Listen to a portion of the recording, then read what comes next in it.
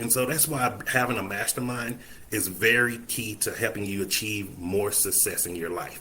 And then the second one is you want to start changing your perspective. And this is where the mastermind comes in. It gives you a perspective automatically. But after a while, you can start changing your perspective yourself.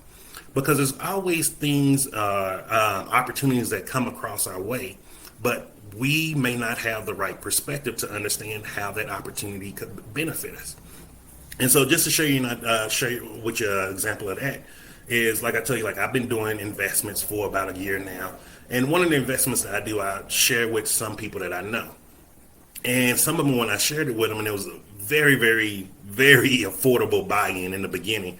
And they were always telling me like, well, I don't know this. Well, I got to research more.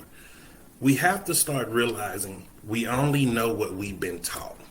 When we're trying to change our life, we have to go off into the deep end, to the things that we don't know anymore.